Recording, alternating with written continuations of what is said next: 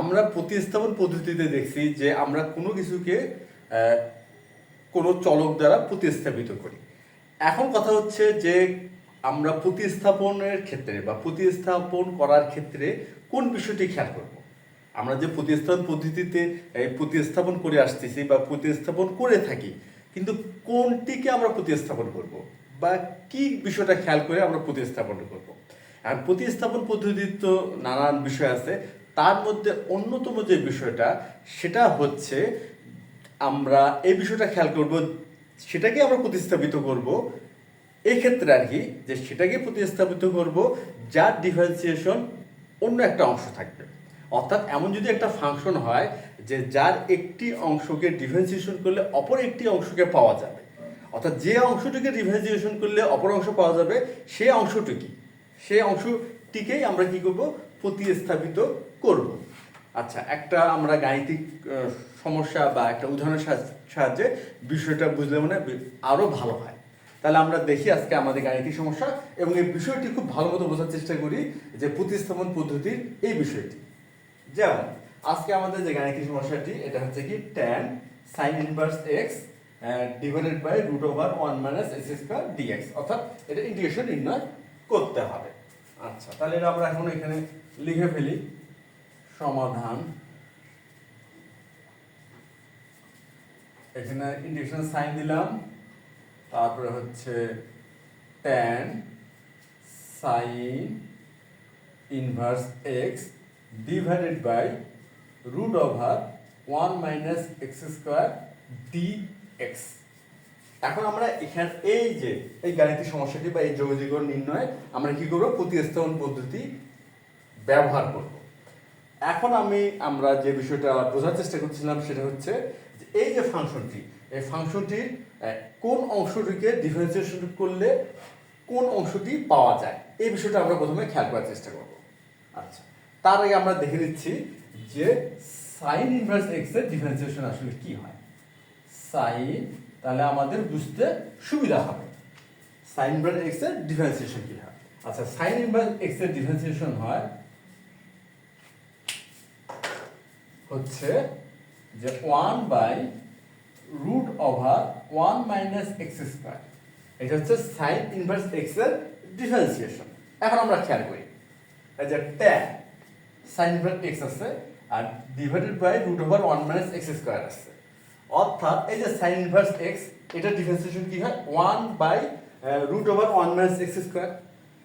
তার মানে কি, এখানে আমরা একটি অংশ পেলাম যে tan সাইন ইনভার্স এক্স, তাহলে এই যে অংশটুকু সাইন ইনভার্স এক্স, এই সাইন ইনভার্স এক্স এর ডিফারেন্সিয়েশন করলে আমরা কি পাচ্ছি, 1 by root over 1 minus x square, অপর একটি অংশ পাচ্ছি। অর্থাৎ এই ফাংশনটির এমন একটা অংশ আমরা চিহ্নিত করতে পারলাম যে অংশকে ডিফারেন্সিয়েশন করলে অপর যে অংশটি থাকতেছে সেটা আমরা পাচ্ছি। সুতরাং এই ক্ষেত্রে আমরা কি করতে পারি, সুতরাং আমরা এই ক্ষেত্রে যে কাজটি করব যে সাইন ইনভার্স এক্স কে প্রতিস্থাপিত করব, সাইন ইনভার্স এক্স কে প্রতিস্থাপিত করব, তাহলে আমাদের এই গাণিতিক সমস্যার সমাধানটা খুবই সহজে হবে। এখন আমরা সেটা প্রয়োগ করব। তাহলে আমরা ধরে নিচ্ছি যে মনে করি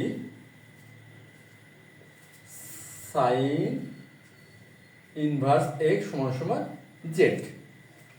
আমরা যদি বিষয়টা খেয়াল করলাম যে সাইন ইনভার্স এক্স এর ডিফারেন্সিয়েশন করলে 1 by root over 1 minus x square হয়, যেটা কিনা এই ফাংশনটির অপর একটি অংশ। সুতরাং আমরা সাইন ইনভার্স এক্স কে প্রতিস্থাপিত করব জেড দ্বারা। আর এই বিষয়টা আমরা মনে জানি যেহেতু এক্স চলক ছিল, আমরা নিয়ে আসলাম জেড চলক, সুতরাং ডিএক্স কে প্রতিস্থাপিত করতে হবে। আর ডিএক্স কে আমরা কি দ্বারা প্রতিস্থাপিত করব এটা বোঝার জন্য আমরা এখন উভয় পক্ষে কি করব, ডিফারেন্সিয়েশন করব।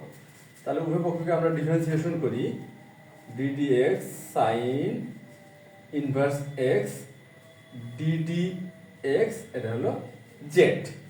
আর sin x এর ডিফারেন্সিয়েশন আমরা তো জানি 1 by root over 1 minus x square equal হচ্ছে dz dx।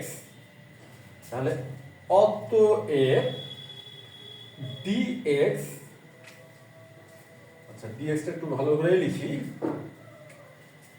এই যে dx divided by 1 minus root over 1 minus x square equal হচ্ছে ডি ডিজেড। আমরা কিন্তু অবশেষে পেয়ে গেলাম যে dx divided by root over 1 minus x square সমান সমান হবে ডিজেড। আচ্ছা, এখন আমরা কি করব, এই যে sin বাই x কি ধরছি আমরা, z ধরছি, তাহলে tan এখানে কি হবে, z হবে, এখানে হবে tan z।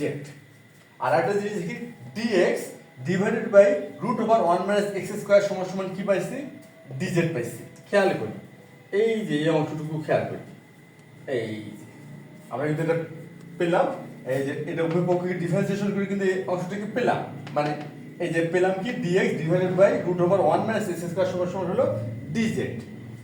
তাহলে এখানে আমরা লিখলাম এখন dz, তাহলে tan z dz। ফরম্যাটটা কিন্তু খুব ইজি হয়ে গেল। আচ্ছা, এখন tan z এর ইন্টিগ্রেশন কি, tan z আমরা জানি tan x এর ইন্টিগ্রেশন হয় ln sec x plus c। এটা হচ্ছে tan x এর integration ln sec x plus c। সুতরাং tan z এর ইন্টিগ্রেশন হবে ln sec z plus c। তাহলে কি হবে, ln sec z plus c।